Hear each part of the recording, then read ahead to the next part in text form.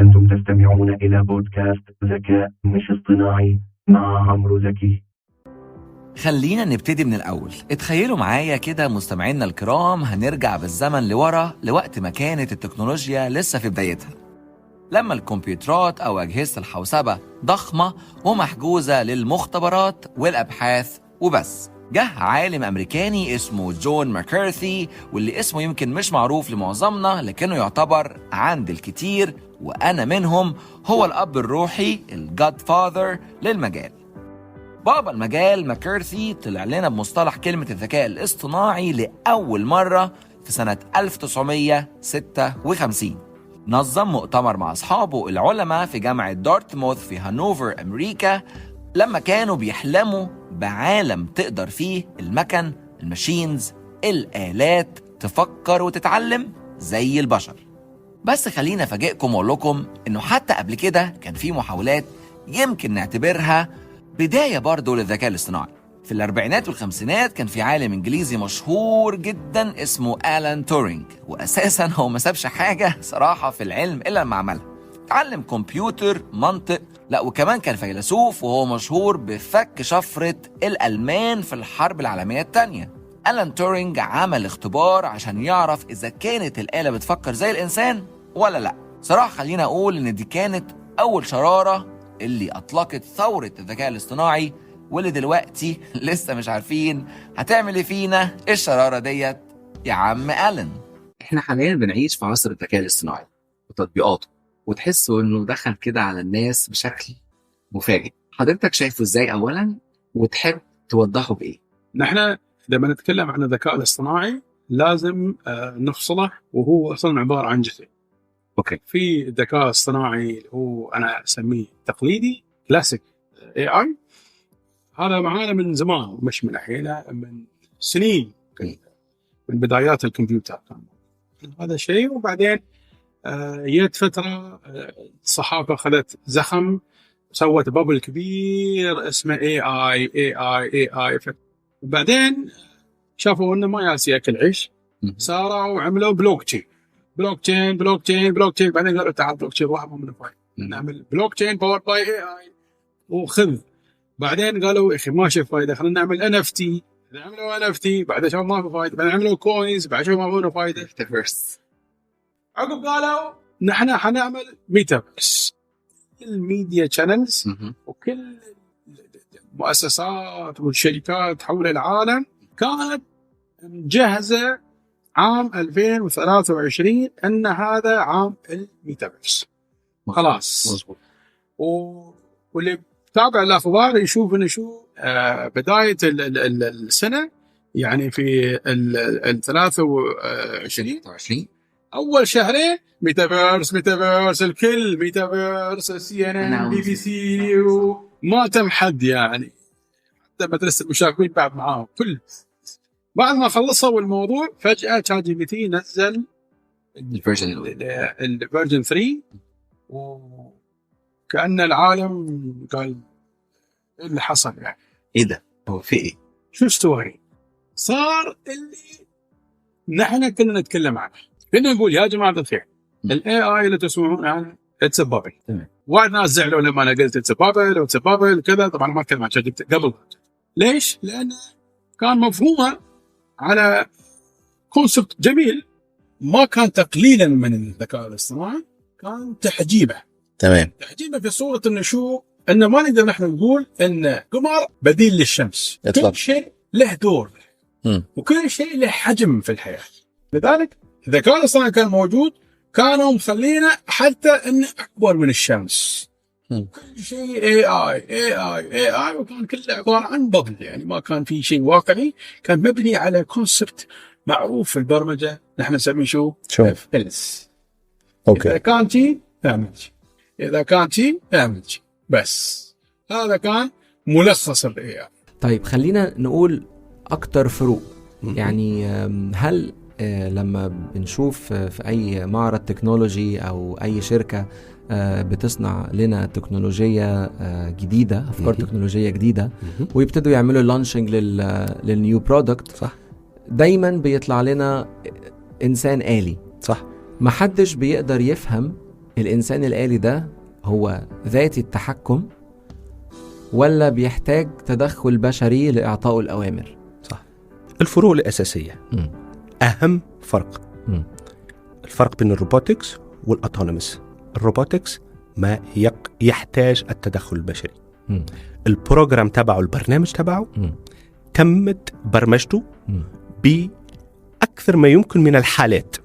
تقول له كيجيك الحالة الأولى أوكي. تفعل X، كيجيك الحالة الثانية تفعل Z. يعني لازمك تفسر له وتضبط له عن طريق برنامج واضح شو اللي يقدر يعمل. حلو. أوكي، ده الفرق الأول. ده الفرق الأول الجوهري. الفرق الثاني هو الأوتونومس يقدر يتعلم، يعني تصير يتواجهوا مواقف اللي فسرت له أنت هاي ليفل، وهو يقدر يتعلم وياخذ قرارات وحده. نعطيك بعض الأمثلة. أوكي. في بعض المجالات كيف من القطاع الفلاحي. أوكي. عملوا روبوت يستعمل الطائرة بدون طيار، درون. أوكي. طائرة بدون درون فيها كاميراز، هذيك يعني الحواس تبعه. أوكي. وعنده آرم، عنده يد باش يلتقط الطماطم في الكيز هذا. حلو. أوكي. وعلموه اللي الطماطم هي شكل مدور وباش تكون ذات لون كذا كي تكون حمراء أو يقطفها. حلو. ما تكونش حمراء يعني صفرة وإلا مخضرة بتسبها. الأوتونومس والذكاء الاصطناعي تسمح له اللي تعطيه الأفكار هاي ليفل، يعني ما تقولوش على جميع أشكال الطماطم. حلو. يعني كي يلقى واحدة طويلة شوية هو يقدر يقول عندي ده نفس المحصول عندي 80% chances اللي تكون طماطماية. أوكي. ويحللها وياخذ القرار. أوكي طماطماية. ينجم يغلط، أكيد ينجم يغلط. يعني هذه من ثاني أهم فرق. اللي هو ما تمش برمجته بطريقة يعني كاملة 100%. أوكي. تفسر له الموضوع. أوكي. تعطيه الداتا والمعلومات باش ياخذ القرارات. أوكي. هو يستعملها. أوكي. ويطورها بنفسه. حلو. الذكاء الاصطناعي يعتمد على الرياضيات والستاتستيك والإحصائيات. إزاي؟ نفتح قوسين صغار نضحكوا الناس. يا ريت، لأن أنا بحبش الرياضة أصلا. رياضيات يعني ولا رياضة. يعني واحد في التيم تبعي قال لي أنا استعملت تشات جي بي تي. أوكي. وتشات جي بي تي عطاني مشى لجوجل عمل لي ريسيرش. يعني الناس الموديل تبع جوجل مازال راسخ في ذهنهم. هو ليه الذكاء الاصطناعي تعمل له كلام ده كله وايل انه اي ابديت جديد بينزل عادي، تكنولوجيا جديدة حصلت نزلت موجودة، يا جماعة استعملوها، يا جماعة استخدموها. بس هو بالذات كتكنولوجي هل هي تستاهل كل الهوجة دي؟ هل هي فعلا ترانزيشن ما بين قبل وبعد؟ سؤال عميق، سؤال جميل جدا. أنا بالنسبة لنا الفترة الأخيرة كان طلع حاجة كتير جدا. هل هو يستاهل؟ طب ليه؟ أوكي. أيوة نفهم بقى ليه. واحدة. في الفترة الأخيرة طلع حاجات مثلا زي البلوك تشين قبل 2020. أيوة دي مثلا لها تفاصيل، والNFT وكذا حاجة تانية. رجعتني لصميم السؤال ان انا هل هو يستاهل الهوجة دي؟ لو احنا قررنا بالفايدة الفعلية منه، لو انا اتكلم على التك اندستري، لو انا شايفه من وجهة نظر حد ليه علاقة بالمجال، لا انا شايف ان هو في فرق. حلو. ويستاهل الهوجة دي. الهوجة اتعملت، انت شايفها بروباجندا للمستفيدين منه كبزنس وايز، يعني الاستفادة المادية من انتشار التك سولوشنز اللي powered by AI، يعني التطبيقات او XYZ اللي بيستخدموا فيها AI هم اللي استفادوا بالبروباجندا اللي حصلت، ولا الناس اللي بنت التك الجديدة هي اللي تستفاد منه؟ لمتابعة الكيرف بتاع البروباجندا اللي وقت ما حصلت من اول 23 بقى يعتبر فعلا حصل بيك كده، وبعدها نزلت بس ما نزلتش قوي. مظبوط. استقرت وماشي حاليا بس في صعود. بس أوكي. في استفاده، في جزء منه اوفر شويه، يعني في الموضوع واخد منحنى شويه ليه علاقه بالماركتنج زي ما سمعنا على البلوك تشين بالظبط NFT. بالظبط في الاول. لكن حاليا لا، يمكن او هو كان في البدايه شويه كان الموضوع يعني في ناس كتير جدا بتتكلم عنه. يمكن الافراد بتتكلم عنه اكتر من الاصحاب الامر ذات نفسه، من الخوف، لانه حاجه جديده، وهي دي المشكله. بالظبط. احنا في التك اندستري احنا طب يا جماعه، هل احنا شغلانتنا مهدده للدرجه دي ولا هو ايه بالظبط وضعنا؟ لكن هو لا يستاهل، يستاهل، بس الهوجه اللي حصل عليه كانت زياده شويه. ممكن تقول مثلا ايه، هو 75% اوكي، الباقي كله فيه اوفر شويه، مظبوط، كلام زياده شويه عن الموضوع. ليه الاي اي سوقلوش انه ده تطور لكن الناس فجأة كده لقيته قدامها؟ هل ده مشكلة الجنراتيف؟ الجنراتيف هو اللي اخد الهوجة، هو اللي الناس ابتدت تحطه على السوشيال ميديا، زي الناس بتجرب مع سيري، بتجرب مع أليكسا وياسمينة دلوقتي وطبعا تشات جي بي تي وجيميناي ولاما كتير. هل بسبب ان الناس اخدت فرع واحد اللي هو الجنراتيف او التوليدي الانشائي وحطته قدامهم في السوشيال ميديا، للاسف بقى اللي بيتقال على الذكاء الاصطناعي ان هو ده بس، ونسيوا كل الكلام اللي احنا جايين نحكي فيه في الحلقه؟ لا بص، هو الموضوع تراكمي، أوكي. هو مش جاي من يوم وليله. يعني احنا نسمع عن ان في ذكاء اصطناعي، هو عباره عن ان انا في عندي كان من فتره كنا بنتكلم عن موضوع الاي او تي، انترنت اوف ثينجز، انترنت الاشياء. ماشي، كنا بنتكلم في فتره عن موضوع الماشين ليرنينج، ماشي، تعلم الاله والقصه دي، وموضوع الديب ليرنينج، دي كلها برضو علوم كانت موجوده، وموضوع الاوتوميشن، اتمتى ان انا اعمل شغل بشكل تلقائي بدون تدخل الانسان يعني. فلما انت تجمع الحاجات دي كلها كان في سوليوشنز، بس مش بصوره متطوره جدا في الفتره اللي فاتت قبل ما يظهر الهوجه بتاعه الشات جي بي تي مثلا، او ايا كان الممثل ليه كامثله يعني. وكانت متواجده وكنا بنعمل بيها شغل برضو حلو في كتابه الكونتنتس، كانت موجوده من قبل ما اعرف الاي اي. كنا في ويب سايتس كانت متخصصه في الحته دي. يعني انت لما بتلاقي حد مثلا يقول لك ايه ريكومندد فور يو، ليه؟ لو انت بصيت في التفاصيل هتلاقي انت ليك نمط معين، باترن معين جوه الويب سايت، تدخل تعمل سيرش. انا بقى باخد السيرش ده، يعني بتكلم بشكل تقني اكتر. ايوه، باخد السيرش بتاعك وباخد اللايكس وباخد الكليكس بتاعتك دي كلها، وبتجمع لي داتا في الاخر. الداتا دي بقى جزء من الاي اي بيعمل داتا اناليسيز. حلو.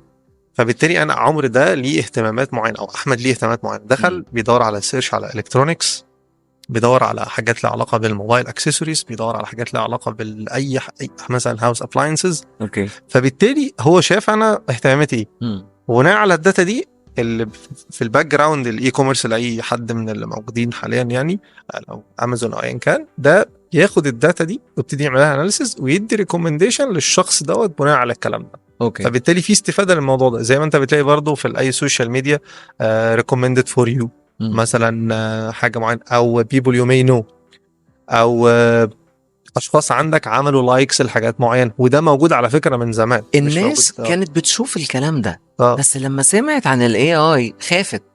طب هي كانت بتشوف الحاجات ديت، صح. طيب طب انا بقى عايز افهم حاجه، هو ازاي الآلة بتتدرب على الحاجات دي؟ تمام. يبقى الاي اي مبني ازاي؟ تمام. الآلة بتتدرب ازاي؟ هي بناء على بيانات، هي بيج داتا. انا عندي بيانات دي ممكن تبقى لها انواع كتيره جدا، بتيجي من مصادر كتيره جدا. انا بالتالي بجمع الداتا دي عندي، انا ببتدي اجمعها مثلا من السوشيال ميديا، من الويب سايتس، من الانفورميشن اللي عندك، اي وجود ليك اونلاين انا بجمع الداتا بتاعتي بناء على البلاتفورم اللي انت بتدخل عليه. تمام. هو مفيد في ايه؟ طيب انا هفترض ان انا شخص في شركه ما وعايز انشئ شركه، طبعا بالتالي بقى عندي عدد موظفين صغير. اكتر حاجه هتفيدني هنا اللي هي موضوع التايم والافورت، ان اقدر اوفرهم في البدايه اللي هي انا كمبتدئ الشركه. هتفيدني في ايه؟ انا عندي ممكن اسيب موضوع الاوتوميشن، انا بدل ما اجيب موظف يعمل تاسك معينه، موضوع مثلا داتا انتري، لا انا ممكن استبدله بالاي اي انه يعمل لي التاسك دي. تمام. طب انا لو في البيت، يعني حياتنا اليوميه العاديه، تمام، مفيد في ايه؟ ادي لك مثال. انا مثلا من عايز مثلا اقارن ما بين عربيتين، بس انا مش راجل فاهم في الاوتوموتيف الحته دي. حلو السؤال. انا ما فهمش عربيات بالظبط، فما عنديش خبره، وممكن ليا اصدقاء ما فيش حد في دايرتي قريب شويه، عشان كده اشوف حد ممكن اخد وقت طويل جدا. السيرش الاونلاين برضو ممكن يجيب لك ايه حاجات معينه ليميتد ريسورسز او بيجيب لك حاجات مدفوعه بالظبط. فانت بتحس ان هي في شويه بالظبط في انحياز شويه بعض الحاجات، يعني هتجي لك في التوب سيرش والناس مش بتفهمش في حاجات ممكن تبقاش عارفه التفاصيل يعني. فايه اللي هيحصل في الوقت دوت؟ انا بقى هستفيد منه ازاي؟ انا هدخل، انا في عندي مثال مثلا، رحت داخل على شات جي بي تي وبتكلم معاه، بقول له هترد عليا بالعاميه المصريه، انا عندي عايز اشتري عربيه في حدود 200,000 او 100,000 ايا كان الرقم، يعني تكون موفره في البنزين وتكون عمليه ومثلا بقسط شهري كذا، وانا البادجت بتاعتي كذا، وتفاصيل. قعدت ادي تفاصيل كتير. بعدها طلع لي قال لي طيب انت عندك في الاختيارات؟ قلت له تجيب لي بس 4 اختيارات او 5 اختيارات.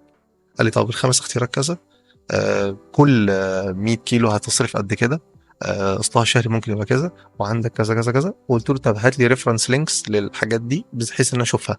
ودي النقطه اللي انت لازم اي حد وهو بيعمل سيرش في اونلاين ان هو يتاكد ان الاجابات جايه لك بريفرنس لينكس، عشان ساعات الاي اي بيجتهد وبيجود شويه وبيحط كلام من عنده.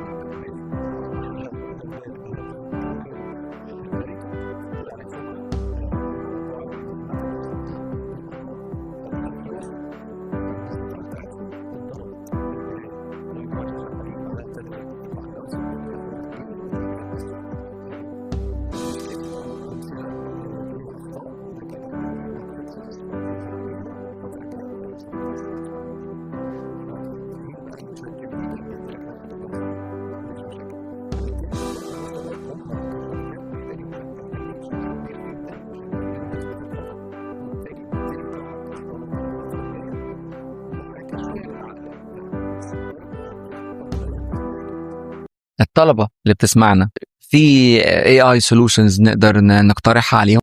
شات جي بي تي لا غير الجيمز يعني. هنا للطلبة أنا نحب I was not joking كي قلت شات جي بي تي، لأنه هو أكثر تول تبع الجنراتيف اي اي بالانجلش we say versatile، يعني عنده استعمالات كثيرة. راجل متعاون معانا. students أهم حاجة ننصحهم بها اللي بالانجلش نقولوا له البرومبت انجينيرنج.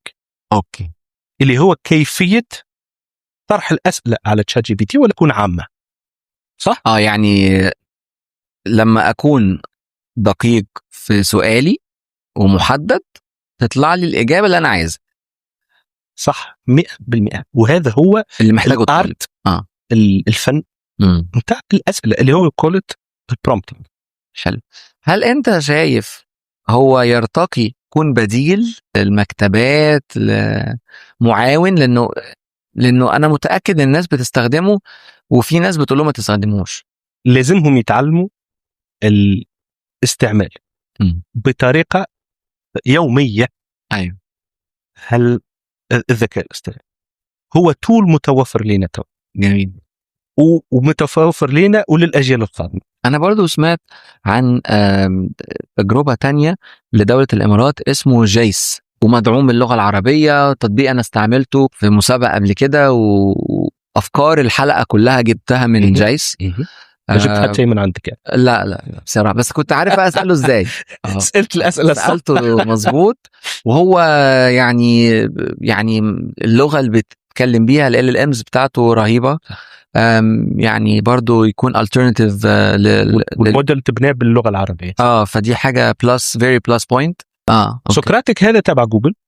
خامينجو في سبسكريبشن فيه فلوس. سقراطك ده شكله عليه البومة. صح. فده البومة ما تنساش شوي. لا البومة من علامات الوزدم والحكمة. والله. اوكي انا مرعبة شوية. مرعبة. اما هي منها حكيمة. exactly. حكيمه ومن عاش كنت تعرف البومة معناها ما تطيرش ما هيش كي اي عصفور يعني تبدا jumping from. لا بومة بقى. بومة عندك قدرة. ايه اول حاجة خليتك تركزي على الاي اي؟ اول حبي للروبوتات. ازاي بقى؟ كنت احب كابتن فليد اللي بيجي بالجلندايزر. هذا سر خطير مش لازم لاني سنجل لازم الناس ما تعرفه. كنت أحب هي الكرتون ده.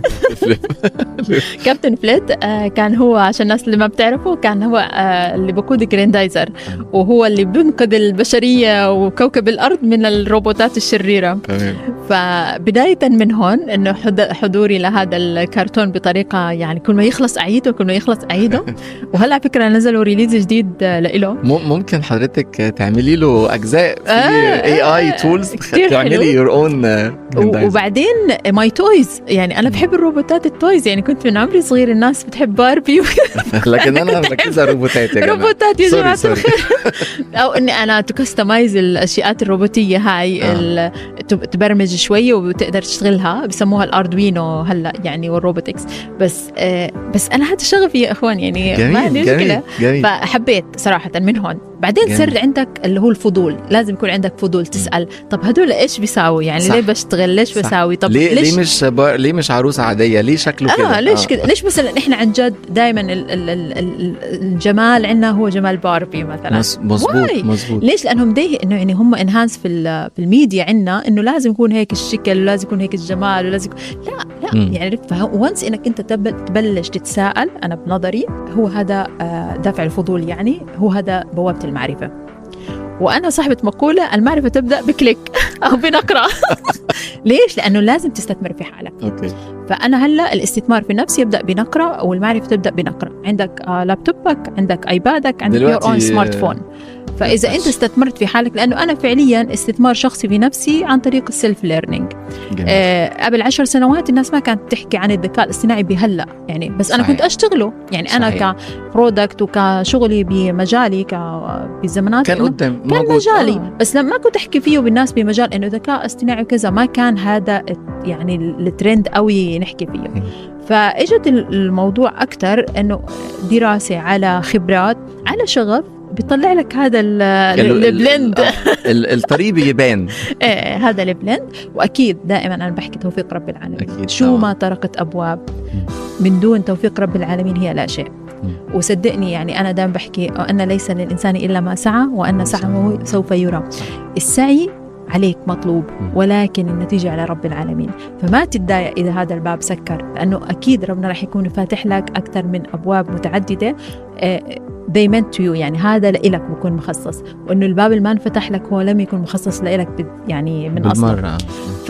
بس لكن رب العالمين يعطي النتيجة. هذا أنا بحكي لهم إياه، يعني ما عدلك تدور. فأنت بدك تشوف هل هو النجاح، يعني دائما بنحكون أنت ناجح، طب إيش تعريف النجاح لإلك؟ ما بتعرف. هل هو النجاح إنه أنا باخد أواردز وتنهارني جائزات ولا بيتم استضافتي بقمم جميلة من المؤتمرات الأفخم مؤتمرات يعني، ولا إنه النجاح إنه أنا أكون ساتيسفايد وراضي؟ أنا وجدت إنه السعادة هي في العطاء والرضا، وإنك أنت راضي بما تقسمه من رب العالمين، يقسم لك إياه بكل شيء. فأنا بحس هذا هو شعور الإنسان، لازم هو يكون نجاحه فيه، إنه أنا أبحث شو هو. يمكن نجاحي بالنسبة لي مثلا أكون أنا فت، ما بعرف. صحيح. نجاح أنت تسأل نفسك. في ناس بتشوفوا إنجاز ينجزوا أشياء سواء مادية أو إن هم يترفعوا في شغل أو يوصلوا لمنصب عايزينه. يعني الإنجاز والرضا والعطاء يعني كلهم بتنبع من قناعة كل شخص للآخر. صح. الذكاء الاصطناعي، حبيت في كلام حضرتك كده قلتي إنه هو واخد ترند وهوجة. صحيح. أنا عارفاه من زمان يا جماعة. لو إيه اللي بتقولوه ده أديب. وعلى مدار الحلقات اللي فاتت حبينا متابعينا نوصل لهم الفكرة دي. ولكن أنا دائما بحكي إنه الذكاء الاصطناعي هو مرتبط بالثورة الصناعية الرابعة، صح؟ فإحنا شو الثورة الصناعية الأولى؟ نسأل أنفسنا. أكيد وجود المحركات البخارية، بس هل عملت ثورة؟ نعم عملت ثورة. بعدين إجت الكهرباء وبعدين الإنترنت وهلأ موجود الذكاء الاصطناعي. فقديش هو هذه هي عملت من كلمتها ريفوليوشن أو ثورة، معناته هي عملت إشي لتحسين خدمة البشرية. فالذكاء الاصطناعي بهدول الحقبة من الزمان يعني الموجودين إحنا فيها لسه رح يعمل كمان أشياء كتير أكبر وأكبر. ليه؟ لأنه إحنا كان زمان ما عنا خلينا نحكيها الريسورسز اللي إحنا بنقدر نشتغل على البيانات والذكاء الاصطناعي. بالعكس هلا إحنا عم نشتغل على موضوع الذكاء الاصطناعي من جمع بيانات حتى يقدر هو يتخذ قرارات أفضل، وكمان يعطيك منتجات أفضل وييسر حياة البشرية بشكل أفضل. فهي بوث من الشغلتين هدول. فأنا I think إنه لا، هو رح يستمر بتطوره، ولكن لا يجب عليه إنه نضع regulation ويكون في عنا business ethics للذكاء الاصطناعي حتى الكل يمشي عليها. ما يكون اللي جاء باله يشتغل بالذكاء الاصطناعي ويحط قوانينه ويحط موديلز هو يشتغل عليها، لأنه إذا أنت حطيت بيانات متحيزة رح يطلع لك النتائج بيانات متحيزة، وفي كتير معلومات من متحيزة. بالضبط. أو مثلا فيش فيها diversity أو whatever، يعني اللي هو المشاكل اللي بنحكي بها بالذكاء الاصطناعي. فمجرد ما إحنا be aware على هذا المشاكل حلت الموضوع. حضرتك شايفة إزاي ال AI يقدر يسهل أو يقدر يساعد أو يقدر يمكن الأفكار الخاصة بالانتربرنورشيب حاليا؟ سؤال صعب. سؤال يراودني. يعني سؤال رائع. شكرا. أحكي لك ليش. لأنه إحنا يجب أن ننظر للذكاء الاصطناعي كأداة لتحسين الحياة. تمام؟ فإحنا بنيجي نحكي على اقتصاديا الذكاء الاصطناعي مع حلول 2024 رح يتعدى أكثر من تقريبا 17 بليونز الاقتصاد تبعه، ولكن مع حلول 2040 783 بليونز. انت متخيل الرقم الفرق مع حلول 2040؟ وهذا عن طريق المؤشر الذكاء الاصطناعي اللي طلعوا هلا ستانفورد. بتقدروا تطلعوا يعني ترجعوا لهاي الريسورسز. فهذا شو بيعطينا 2 مين هيك ألارم لنا، انه انت هلا فرصتك وليس بعدين، لانه الذي يسبق هو الذي ينجح وليس اللي واقف مكانه وبيفكر ولسه عايز يقرر ولسه عارفه اللودنج القديم ده. طيب كيف انا اعمل هيك؟ اشوف زي نرجع نحكي ايش كبزنس انا انتربرنور، ايش انا عندي خدمه بقدر اقدمها او احتياج انا بقدر اشوفه واقدم له بديل بالخدمات او بالمنتجات whatever. كيف بقدر انا استخدم ادوات الذكاء الاصطناعي للبزنس تبعي؟ هون بيجي هلا احنا كدورنا كجالكسي او كريمه، يعني انا كنت اشتغل في موضوع اللي هو الديجيتال ترانسفورميشن ادابتيشن للمؤسسات الكبيره. بس دائما لما يجوني زي هيك الشباب الصغار انه طب دكتور احنا كيف بدنا نبلش نعمل وانا بيزنسي وكذا. طب احنا فعليا بدل ما انت مثلا زمان كنت تعين حدا لانه يعمل لك الديزاين ويعمل لك البراندنج وكذا، انت هلا باستخدامات بديش اروج لاي برنامج باستخدام ادوات الذكاء الاصطناعي المتعدده. اوكي، لانه كل يوم عم بيطلع لنا اداه المتعدده. اذا انت كنت فيها اكسبرت أو يعني عينت حدا شوي اكسبرت فيها you can manage it، أو خد دورة يا سيدي فيها you can manage it. على الأقل you can manage الكونتنت، تكريات الكونتنت تبعك، أو يعني إعداد المحتوى تبعك، أو إعداد الصور اللي بدك إياها، أو حتى تعمل جدولة خلال شهر كامل الخطة التسويقية تبعتك. خلصنا. شغلة تانية وأساسية، أنت هلأ ماذا تريد من الذكاء الاصطناعي؟ لأنه عشان نكون عارفين الذكاء الاصطناعي ليس affordable، يعني مش هو فعليا يعني شيء نقدر يعني رخيص أو صح.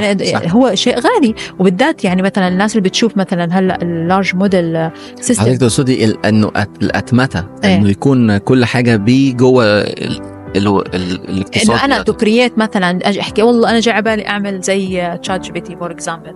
لا ده محتاج ميزانيات دول. هذا بالضبط، عشان نكون عارفه هو اوبن اي اي لما بلشوا يشتغلوا على تشات جي بي تي بلشوا من 2008، يعني نكون واضحين. فهم تقريبا اخذوا كل هاي السنوات عشان يطلعوا لك الريزلت الاولى، ولكن لما طلعوا تشات جي بي تي 4 اللي هلا عم نستخدمه اقل من 6 اشهر واحنا شفنا الفرق.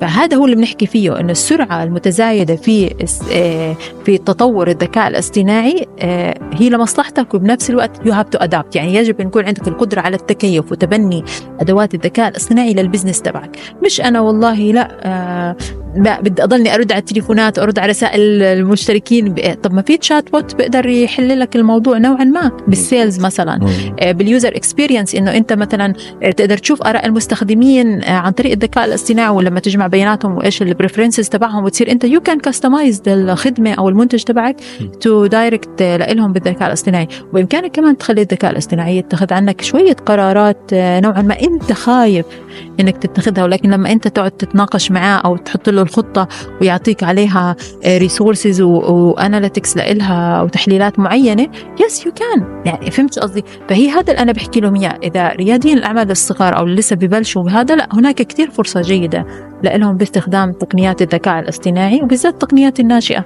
يعني أنا قديش هلا عم نشوف كل الشغل بلش مثلا مثل أوبر وكريم بأبليكيشن صغير بلشوا، وهلا بليونز بالضبط. مثلا نرجع قبل 10 سنوات شو كان الترتيب؟ أفضل 10 شركات هم شركات النفط والأويل اند جاز، ولكن هلا مين التوب 10؟ كلهم شركات تكنولوجيا. فهذا بيجي بيفكر إنه إحنا التكنولوجيا sooner or later رضيناها ما رضيناهاش هي داخلة وانفولد في البيزنس تبعنا وفي حياتنا. فأنت you have to create something بيشتغل directly مع الذكاء الاصطناعي، وبنفس الوقت سواء قصدي يعني إنه حاول تربطه بالبداية وابتدي، بلاش تستنى لأن الوقت هيعدي وهتلاقي نفسك وقفت. بالضبط. وأنا بحكي كمان شغلة تانية كتير مهمة. هل ماكنزي ريبورت بحكي لك إنه 40% من الوظائف سيتم أتمتتها بالكامل بحلول 2025، أتمتة كاملة، ورح يكون في استحداث للوظائف عن طريق المنتدى الاقتصادي العالمي بتقريره اللي هو مستقبل الوظائف. بيحكي لك في عندك 97 مليون وظيفة سيتم استحداثها بسبب الذكاء الاصطناعي. طب هذا شو بيعطينا؟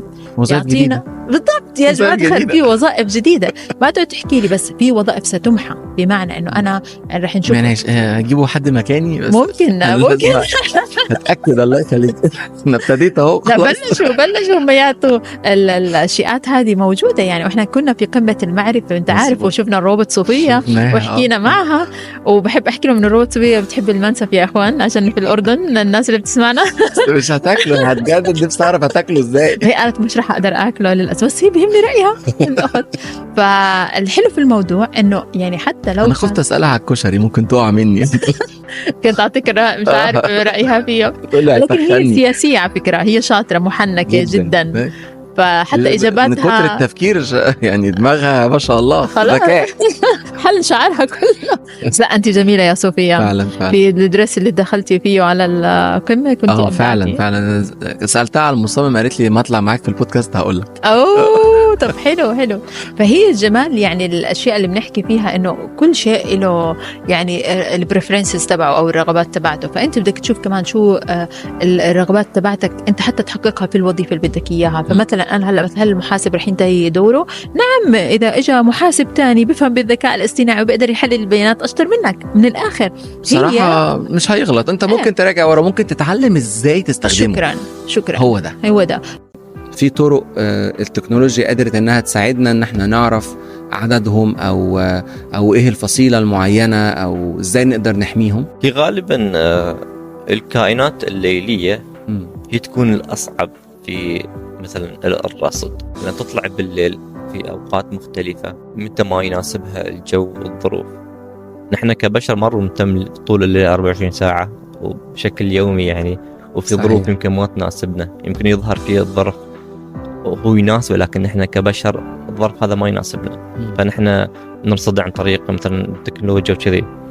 الكائنات المعرضة للانقراض، يعني في كائنات تقريبا انقرضت من الجبال، مثلا النمر العربي هذا انقرض من أيام الثمانينات أو التسعينات مع التمدد العمراني، وأيضا مع تغير الحدود تغير الظروف، لأن انقرضت الكائنات اللي هو يتغذى عليها مثل الغزلان والطهر العربي. سبحان الله، إذا انقرض كائن ينقرض معه عدة كائنات ثانية، عبارة مثل سلسلة غذائية. يوم انقرض الغزال والطهر العربي من الجبال ما بقاش ما في نمر عربي ياكل حاجة، هياكل شو يعني؟ ما يروم يطلب من ماكدونالدز للأسف. هذا شيء أدى مثلا إلى انقراض النمر العربي. لكن النمر العربي موجود في شبه الجزيرة العربية، هذا الموطن الأصلي للنمر العربي. كيف التكنولوجيا الذكاء الاصطناعي يساعدنا أو يساعدنا إن هل نستطيع أن نرجع النمر العربي أم لا؟ نحن هنا ندرس الظروف اللي يعيش فيها النمر العربي. أول شيء نشوف هل الكائنات اللي هو يفترسها مثل الطهر العربي أو الغزلان أو الوبر اللي هو الأرنب الجبلي، الوبر الجبلي موجود ولا لا. والشيء الثاني، النمر يعيش في منطقة لازم يكون عنده مثل منطقة يعيش فيها، مساحة يعني مساحة خاصة فيها بالضبط. وأيضا بعيد عن الضوضاء المدينة، عن التمدد العمراني وكثير أشياء. فأنا رايق النمر العربي كثير عايز يبغي مساحة خاصة فيه وبعيد عن الإزعاج.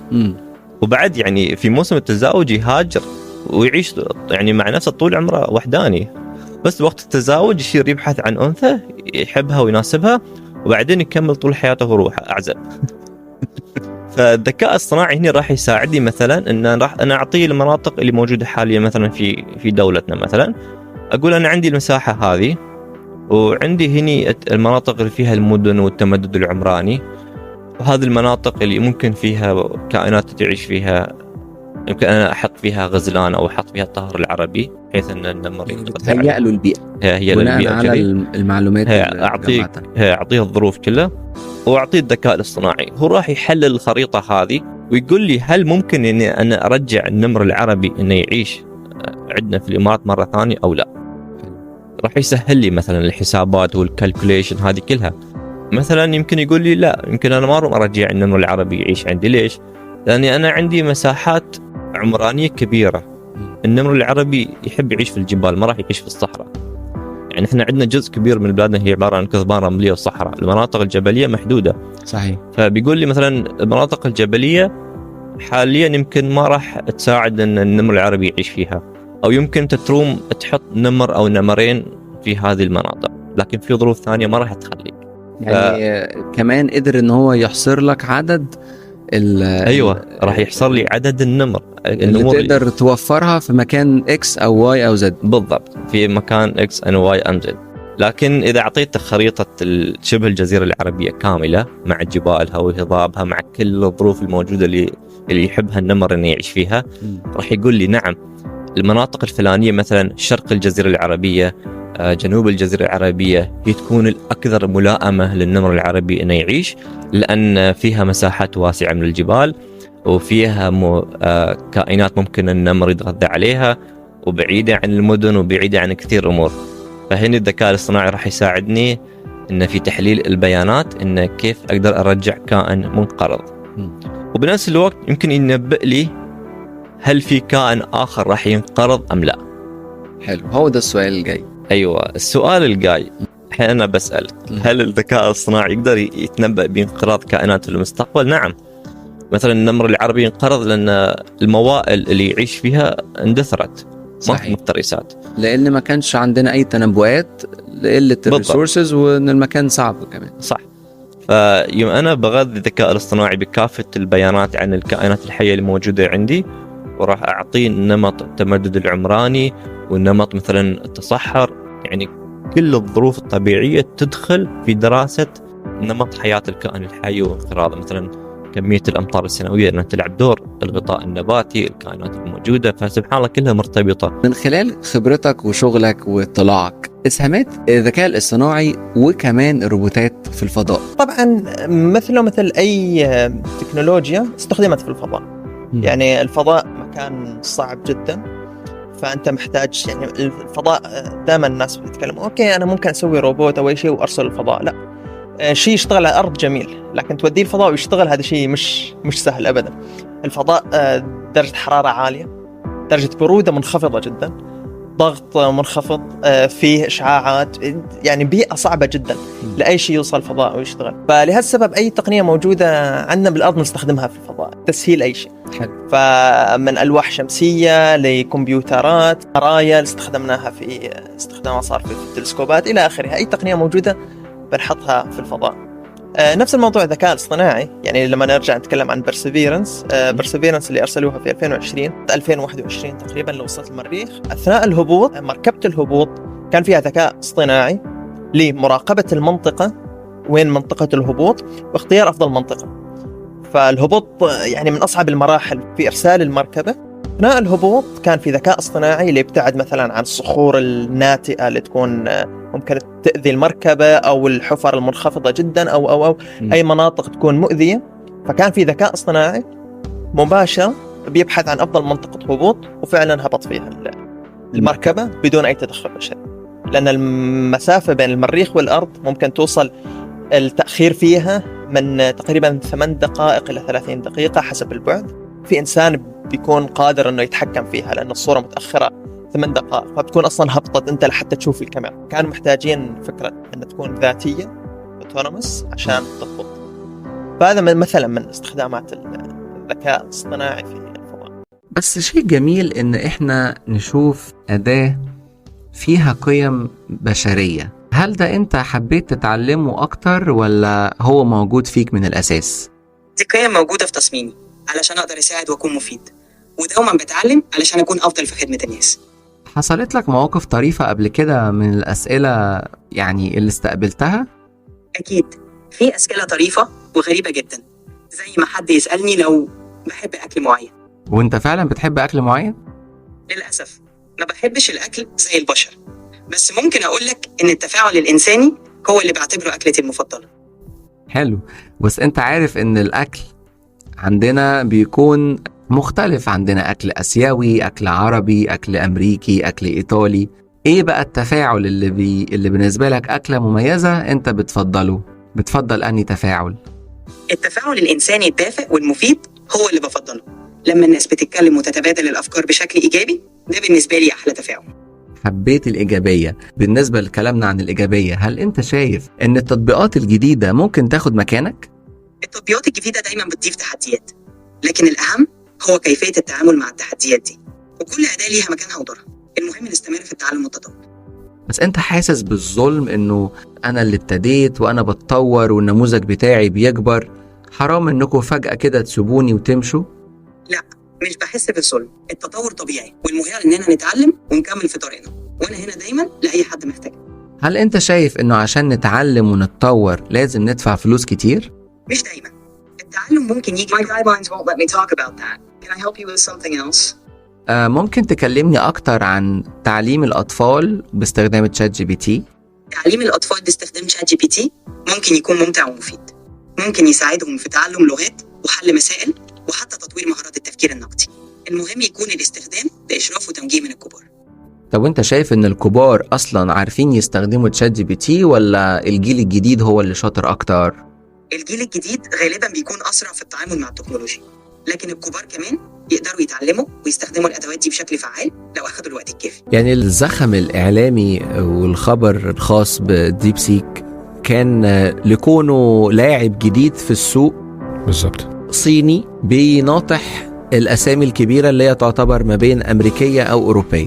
مظبوط، فقط لا غير. هم كانوا محتاجين ده، الاعلام محتاج ده عشان الاعلام الاوروبي يقول لك الهيمنه الصينيه، الهيمنه الامريكيه هتتشال قريب.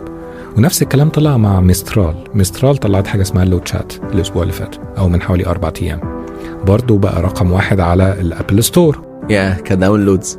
فده معناها ان الناس عايزة الهيمنة الأمريكية تتكسر فقط لا غير. هل هي أحسن تكنولوجيا؟ لا. فخلينا نعترف انه في ضجة إعلامية غير مبررة أضافت له طبعا. لكن مثلا كاستخدام سهل ولا صعب؟ هو زي اوبن اي اي بالظبط، هو نسخة منه زي ما قلت لك، كوبي بيست، نسخ ولصق، كوبي بيست، مفيش اي فرق. انا بقول في الحالة دي لا، روح للحاجة اللي انت يبقى عندك فيها ثقة اكتر. فانت عندك ادوات كتيرة، عندك اوبن اي اي، مش عايز اوبن اي اي عندك لاما بتاعت ميتا، عندك كلود بتاع شركة انثروبيك، عندك جيميناي بتاع شركة جوجل، عندك ميسترال بتاع او لو تشات بتاعت ميسترال الفرنسية، وعندك حتى فالكون اللي طالع من الامارات وده يدعو للفخر للعرب، وجيس اللي طالع من شركة G42. فكل دول بدائل. ديب سيك طالما عليه علامة استفهام، خلينا نستنى لغاية لما العلامة دي تتجاوب في مرحلة لاحقة، بس ما نروحش ليه عشان أرخص، وإلا هدما بنكرر نفس الغلطة بتاعت الصين. تروح تشتري العربية بتاعت التسعينات ما تقعدش معاك سنة وخلاص، لكن تشتري العربية الألماني هتقعد معاك 20 سنة. فخلينا نستنى شوية على الصين. ايه اللي بيواجه اي فريق عمل عشان يعمل نموذج زي ده؟ يعني هل تفتكر ما كانش عندهم البادجت الكفاية علشان يقدروا ان يعملوا نموذج يقدر ينافس باستمرارية لدرجة النقل يعني او السرقة لحد السرقة يعني؟ هم اولا في الموضوع اكبر من كده بشوية، انه رقم واحد هم ما عندهمش الادوات التقنية اللي هو الهاردوير ايه بالعربي؟ هاردوير. ده سؤال مهم. بس اعتقد المستمعين عارفين يعني. اكيد عارفين يعني ايه هاردوير. فالهاردوير هو المهم في المودلز بتاعت الاي اي. فالهاردوير ده اللي هو نسخة او وحدة معالجة البيانات اللي هو الجي بي يو، جرافيكال بروسيسنج يونت، وحدة معالجة البيانات الجرافيكية او الرسومية. هي دي السر في انه الموديل يقدر يتعلم ازاي. ودي امريكا طلعت قرار من فترة ان هي هتمنع تصديرها للصين. تمام؟ ده شبه الشيبس بتاعت تايوان والحرب بتاعتها. هي دي. اوكي. فدلوقتي تايوان عندها بعض الشركات اضطرت ان هي تعتبر نفسها شركة امريكية 100% عشان تديها المستلزمات المطلوبة للشرايح. الشرايح دي اللي هي وحدة معالجة البيانات. ده اهم حاجة في الاي اي عشان تبني موديل. فلما امريكا تقول للصين انا مش هديلك التكنولوجيا دي، فهم لازم يشوفوا البديل. فهم شافوا البديل، طب انا هسرق نسخة من نموذج وهروح للمعالجة البيانات اللي هم الجي بي يوز القديمة اللي عندي اللي انا جبتهم قبل قرار منع التصدير، وهستفيد منها بطريقة ولا اخرى. ذكاء كويس، برافو، بس هي في الاخر سرقة برضه. فهو هيبطل اشغال معينة ولا هيخلق اشغال معينة؟ ده اللي بيسموه السؤال $1,000,000 صح؟ خليني مليار بقى احنا سؤال مليار بالظبط، بقاله كتير فعمال بيزيد. خليني اطمنك وهقول لك قصة. من حوالي 120 او 150 سنة كده كان في مصانع للعربيات، السيارات، مصانع لإنتاج السيارات بتطلع جديد. كان لسه موضوع السيارات ده حاجة جديدة. في خلال حوالي 20 سنة فقط من بعد بناء مصانع السيارات، في أكتر من 600,000 واحد في أمريكا فقط خسروا أشغالهم. عارف ليه؟ كانوا بيشتغلوا مع الخيول. بيعرف اللي هو الكارت اللي هي بتبقى موجودة، الكارير أو الكارتة دي ولا اسمها ايه مش عارف. الكارتة بالظبط. دول خسروا شغلانتهم 600,000 واحد على مدار حوالي 10 أو 20 سنة. بس في نفس 10 ولا 20 سنة في 6.5 مليون شغلانة جديدة اتفتحت في مصانع السيارات. معظمها مش كلها كانت الناس اللي عرفت ان هي في تهديد بسبب ان هم بيشتغلوا مع الخيول، وقرروا ان هم يتعلموا حرفة مختلفة. مؤخرا خلوا انك تقدر انت تختار النموذج whatever اللي انت عليه، يدخل يجيب لك من اونلاين ريسورس. انا برضو حسيتها انه ده كومبلين، يعني في ناس حبت انها تبقى كل معلومة معها ريسورس من الانترنت عشان يفرجيك المراجع. أزف يعني بس بلش يغلط كتير. exactly. يعني حتى لما يروح على هاي المراجع بيروح على الانترنت، والانترنت المعلومات مش معبي زي ويكيبيديا كده، اي انسان ممكن يفتح اكاونت. انا لما مثلا اجي اعمل برنامج ذكاء صناعي، شو بعمل؟ باجي باخد اوبن اي اي وبشبك عليه جوجل درايف. الجوجل درايف بحط المعلومات اللي انا بدي اياهم، بحط مثلا تقرير المبيعات، بحط معلومات عن الشركة، بحط كل هاي المعلومات. باجي في داتابيس اسمها سوبابيس، هي مفتوحة المصدر، تقدر تنزلها عندك على الجهاز. بس في عندهم شغلة اسمها فيكتور داتابيس. الفيكتور داتابيس هي زي الداتابيس العادية بس للاي اي. على الاي اي اتس ا فيكتور، لايك فيكتور هي ارقام مصفوفات، فبحول النص لفيكتور وبيخزنها في الداتابيس. يعني انا علاء صفي 0543 بصفي ارقام، وهاي الارقام تتخزن. هو ما فاهم، هو زي الليجو، هو بس بيجمع كلمات على بعضه. فانت انت بتنبهر بس هو مش فاهم شو اللي عم بيصير.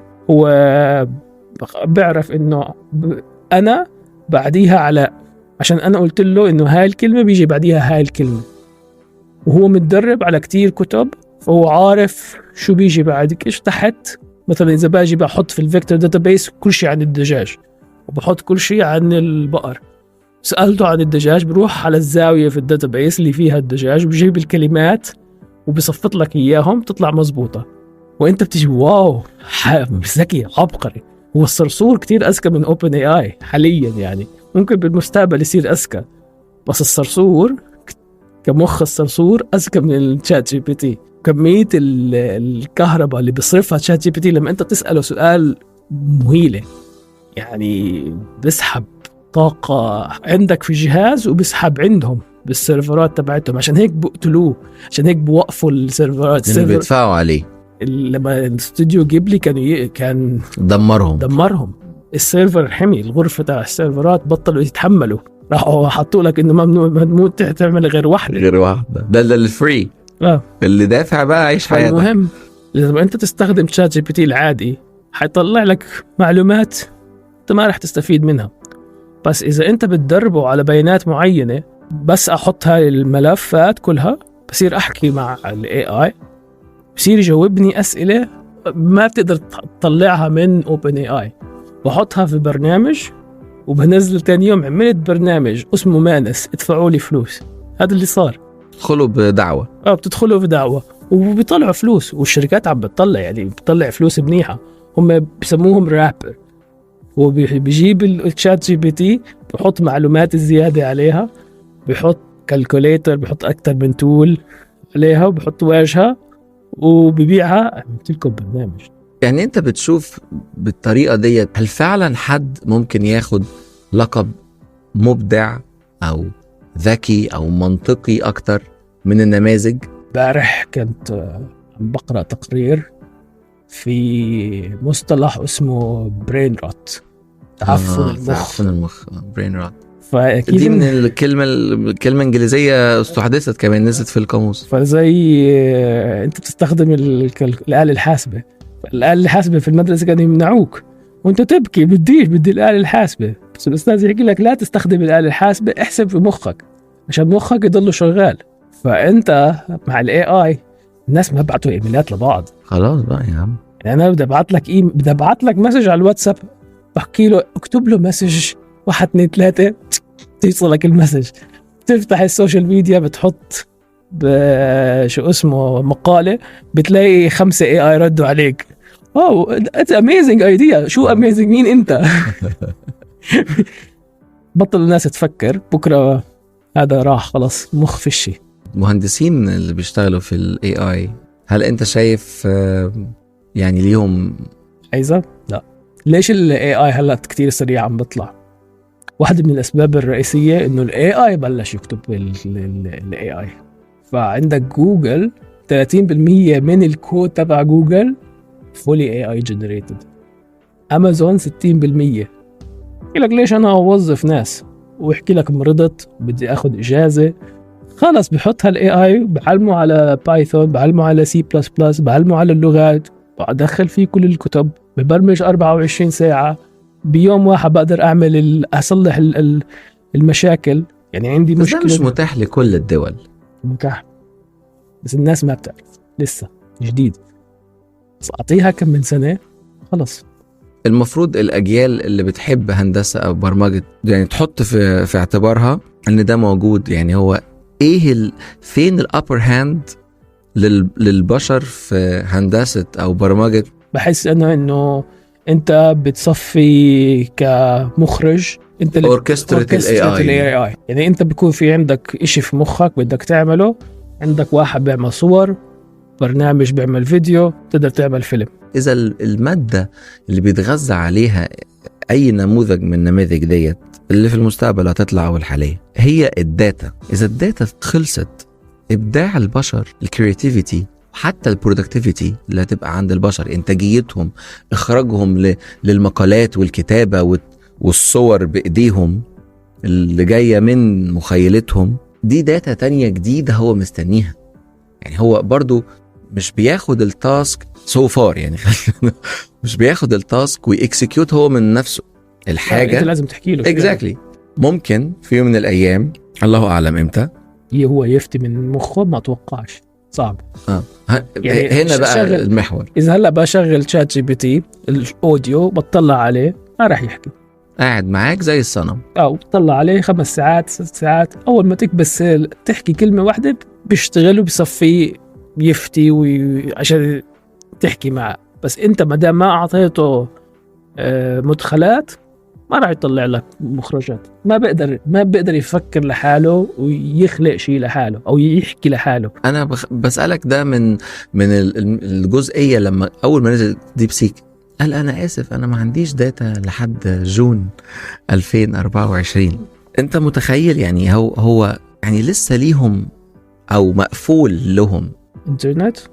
لا يعني المعرفة، عندهم اكسس للمعرفة، بس هو ما بيقدر يشتغل بدون الإنسان.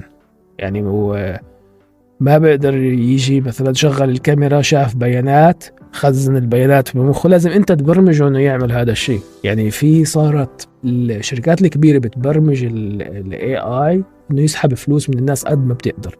انت شايف روح العمارة التاريخية نقدر نحفظها ازاي مع استخدام التكنولوجيا؟ يعني مثلا لو حاجات بنات سنة 1700 وحاجة، أنا هحب إن أنا أبين كل الحاجات اللي حصلت برضو من 1700 وحاجة لغاية اللحظة الحالية. لو مثلا في حد قرر يهد ده أنا عايز أبين ده، لو في حتة مهدودة أنا عايز أبين إنها مهدودة، لو أنا هبني حتة جديدة، لو أنا هبني مثلا زي عمود جديد علشان يسبورت ده، أنا مش هبنيه بالطريقة القديمة، أنا هبنيه بطريقة جديدة وهبين فيه تكنولوجي إنها تبين موجودة بالطريقة الجديدة دي. يعني التكنولوجي بتتيح لك ده، الAI بيتيح لك إن أنت تعمل ده. بس أجان أنا بشوف التحدي الحقيقي بتاع الحفاظ هو، أو أنت لو بتتكلم على فكرة الروح، هي الAI بيفقد الروح، ده هو مش الAI اللي بيفقدها، هو الناس ممكن بتفقد الروح دي أصلا. وكم واحد بيبني مثلا بالستايل الإسلامي دلوقتي سواء في مصر أو في حتة تانية؟ قليلين تعدون على الصوابع. يعني ده ليه علاقة بإن أنت أصلا فكرة الهوية بتاعتك بتفقدها مش بس عن طريق الAI. أنت لو اشتغلت بالAI كتير ممكن تفقدها، بس أنت برضه ممكن تحافظ عليها. انت شايف ان التولز هتوفر علينا كتير كصناع محتوى او البوست برودكشن الخاصة بالبودكاست، الAI هو اللي هيفيدها؟ يعني خلينا اخد الموضوع ده مع البودكاست مثلا بتاعك. النهاردة لو في حد بيسمع البودكاست وعايز يسمع صوت عمرو، لو لقى في يوم من الايام صوت عمرو مش موجود مش هيسمع البودكاست. خد كده على برامج كتيرة جدا بقت البرامج مربوطة بأصحابها، مهما اتعمل AI مودلز ومهما اتعمل كمية المشاعر وكمية التطور اللي احنا قاعدين نعيشها النهاردة، فالبودكاست مربوط بشخصية اللي بيقدمه، مربوط بروح البرنامج، بروح الإعداد، بروح حاجات كتيرة جدا. ده جزء business as well, no? Not just in the modeling but all the other business as well, because the type of content that I was putting on, the choices I was making, it was actually helping me as well in other business. And even on the traditional modeling, you know, not the stock one, it was helping me as well, you know, because at some point the agencies didn't like it that I was doing stock, but at the same time having clients would call me for jobs because I was the reference of the job, you know. So they eventually would like, okay, Rodrigo, so we have a job for you because you're the reference. And that the reference was a stock generated image, you know. And I think what happened with AI as well, no? Especially that, imagine now publicity agencies, they're getting the research they do before an ad or whatever they're going to do, but they're using AI, you know? So probably they'll have AI generated images as a reference for the shoot, you know? So I think that's a way that is already coming in, you know? Because if the reference is already an AI, at some point you use the AI content, you know? ما بتشوفش ان في خوف اكتر على ان الذوق العين بتاعت الناس بقت شايفة بس algorithms، ما بقتش شايفة ابداع كده بشري؟ هو اوريدي الخطر ده موجود وموجود كل يوم. يعني فكرة زي ما كنا بنتكلم، فكرة الجديد، دايما الناس خايفة من الجديد، ودايما الناس ما بتقدرش تستقبل حاجة جديدة بسهولة. فكرة خلينا نسميها مثلا الثقافة المجتمعية، الناس مع الوقت ابتدت عينيها واحدة واحدة تاخد على ان في شغل معمول ب AI كتير، which is fine. يعني في الاخر حلو ان الناس بتبتدي تشوف ان ده موجود كتير، تبتدي الناس عينيها تاخد على الموضوع، مش هيبقى فيه المقاومة اللي كانت بتحصل في بدايات انتشار اي حاجة جديدة. بتشوف فؤاد انه هل بس المشكلة في الاستثمار ولا كمان في معادلة كمان هي التعليم؟ إذا طلعنا على سيليكون فالي بشكل عام بنشوف انه هي مساحة يمكن 20 كيلومتر من المربع من افخم الجامعات ومراكز البحث والتطوير في العالم. اللي البحث والتطوير هذا هو الاساس الاستثمار فيه. دخل في التطورات بعض الشركات يمكن خلينا نقول براءات الموجودة هناك عملت اكبر الشركات الموجودة في هذه المنطقة. احنا في عالمنا العربي للاسف ما في بحث وتطوير او الاستثمارات في البحث والتطوير بنفس الطريقة اللي موجودة عند هذه البلدان. البلدان اللي بتتقدم هي اللي بتستثمر بهذا الموضوع. لسه عندنا شغل كتير كبير هناك لازم يصير، وأنا بتأكد اليوم إنه لو عملناها يعني اليوم دائما بقول لك إنه يعني أحسن وقت لتزرع شجرة هي كانت قبل 10 سنين، تاني أحسن وقت هو اليوم. خليني أحكي لك بعض الأدوات اللي أنا جربتهم personally. بيكشفوا لك إنه هاي فيك، مثل جوجل أوثنتيكيشنز، في بيب آيز تحط له صورتك بطلع لك وين الصور هاي مستخدمة. في بعض الفيديوهات بقول لك وين الأصل تبع الفيديو. في أدوبي وفي أمل كبير بأدوبي لأنه مولدنا عليه خلينا نحكي واشتغلنا على الأدوبي من زمان. صار بيطلع لك أصل الصورة والكوبي رايتس تبعتها ومن وين موجودة. بصراحة الناس اتعاملت معاه بتسأله في كل حاجة وأي حاجة. هل الثقة ديت الناس أخدتها بشكل يعني to the extreme ونسيوا إن هي شركات بتجمع داتا والداتا مهمة والداتا العملة الحالية، ولا الثقة فعلا راحت بعد ما تعلموا درس التسريبات؟ متفقين إنه الذكاء الاصطناعي بقى جزء من حياتنا اليومية. 66% بيستخدموا ال AI بيستخدموه بشكل منتظم جدا وعندهم ثقة حقيقية في الأنظمة دي تماما حتى بعد البريتش. فالفجوة ما بين الاستخدام وبين الثقة بتخلينا احنا نسأل ليه الناس بتستخدم حاجة هي مش واثقة فيها أو واثقة فيها. يعني ده سؤال لطيف جدا. احنا ما زلنا بنستخدمه وعندنا ثقة حقيقية من الأوتبوت اللي طالع فيه، مع إن ممكن الحاجات تكون ما بتحميش بياناتنا. فالسؤال هنا ليه؟ وضع القوانين مهم جدا، ووجود طبعا فرق بحثية تقوم بدراسة تقنين هذه التكنولوجيا مهم جدا. دولة الإمارات طبعا هي السباقة، وضعت أول وزارة على مستوى العالم. هذا بدل جديتها وحرصها أنه ليس فقط تكون مستهلك للتكنولوجيا بل أيضا مشرع ومصدر أيضا للتجارب الناجحة في الذكاء الاصطناعي على مستوى العالم. وهذا مهم جدا لأن نحن هذا فخر طبعا للإمارات ولكل العرب صراحة. بيسعدنا طبعا تميز دولة الإمارات في هذا المجال، وكل الدول العربية مثل المملكة العربية السعودية التي فعلا في السنوات الأخيرة عملت يعني تطورات سريعة جدا في هذا المجال. هذا بيشعرنا بالفخر بشكل كبير جدا. الجزء الثاني، كيف نحل المشكلة؟ حل المشكلة لن يأتي من الحكومات فقط.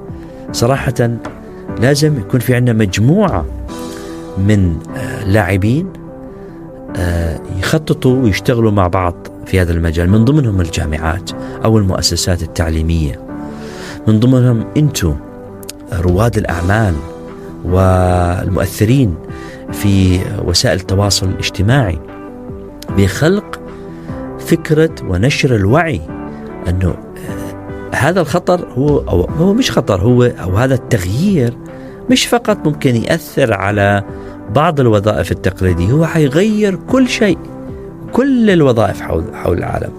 وبالتالي هون دورنا أنه إحنا كمؤسسات تعليمية نوفر برامج تعليمية، برامج توعوية مفتوحة للعالم، لكل الناس بكل مستوياتهم. مش بالضرورة أنت تكون طالب ماجستير عشان تتعلم مني أنا جماعة. أنا ممكن أوفر بعض البرامج اللي هي بلغة بسيطة، بلغة سهلة، الكل يفهمها بكل مستويات الأعمار. ونوفر أيضا البرامج التكنولوجية المتخصصة، لأن أنا بدي كمان الناس اللي حتلتحق في سوق العمل المستقبلي تكون قادرة أنها تصنع وليست فقط مستهلكة، لا، بل منتجة ومضيفة للعالم في هذا المجال. من جانب استدامة، صحيح. من جانب أخلاق، من جانب آخر الإعلام في العالم العربي عليه مسؤولية كبيرة أنه يثقف ويوعي الناس. يعني ماشي، احنا عندنا كان فكرة تقليدية أنه دائما لازم إذا طالب شاطر لازم يدرس طب أو هندسة، وهذا الحكي ممكن يكون مهم، لكن حتى الآن طالب الطب بتلاقيه رح يدرس AI أكيد لأنه حيستخدم الذكاء الاصطناعي. فهي تقنيات تدخل وتنتشر في كثير من الوظائف، فإحنا بهمنا نخلق هذا الوعي. الذكاء الاصطناعي بيحتاج مهارات معينة، بيحتاج فهم لبعض الأساسيات في البرمجة، رياضيات. فإحنا بدنا نوجه شبابنا بشكل مبكر، وحتى الناس اللي معرضين أنهم يخسروا وظائفهم، أنه في مجال أنك تلتحق في بعض البرامج التأهيلية في الجامعات. إحنا ممكن نوفر هاي البرامج وتعمل لك تغيير في مجالك، الكارير شيفت. مش معناته إذا أنت درست مجال أصبح غير مطلوب أنك خلاص انتهيت، لا، أنت مسؤول أنك أنت تستثمر في نفسك، وإما تستخدم مصادر مجانية مفتوحة وهي كثيرة، أو أنك تلتحق بنظام تعليمي وممكن يكون يوفرك بهاي الأدوات، أدوات المستقبل، أدوات ما يسمى، وهي ليست فقط ذكاء اصطناعي. احنا الآن نتكلم عن أيضا ما يسمى بالجرين سكيلز. احنا بهمنا مهارات مربوطة بالاقتصاد اللي فيه استدامة، هذه كمان مهمة. فاحنا دائما وظيفتنا كجامعات نوفر هاي الأشياء اللي هي مطلوبة على المستقبل، وظائف المستقبل. ونطلب أيضا من الحكومات تتشارك معنا بعمل طبعا يعني برامج استراتيجية تستشرف هاي المشاكل وكيف نحلها مع بعض. وهون أنا بتكلم عن شغلة كتير مهمة، ضروري الجامعات ومراكز البحث في العالم العربي أنها تؤخذ بشكل جدي في حل هذه المشاكل من قبل الحكومات. وهذا الحمد لله شيء يعني بلشنا نلمسه ونشوفه. كنا في السابق نلجأ لشركات استشارية، لكن صحيح. الآن طلبتنا وفي مستوى البكالوريوس والماجستير يقوموا بعمل مشاريعهم بحيث أنها تحل مشاكل في المجتمع المحلي. هاي الفكرة الموجودة في دولة الإمارات العربية، إحنا نلمسها بشكل يعني واضح. فرص هائلة للشباب أنهم ينخرطوا بحل هاي المشاكل. وعلى فكرة إحنا حلقة الوصل كجامعات، إحنا لأنه مصدر موثوق للحكومات، ممكن نكون المكان الأول لتوفير هذه الفئة المدربة الواعية اللي هي تستطيع حل مشاكل على أرض الواقع. ومن أهم هاي المشاكل مشاكل تكون لها علاقة في الأبسكيلينج أو الريسكيلينج أو نشر المعلومات والتثقيف والتوعية.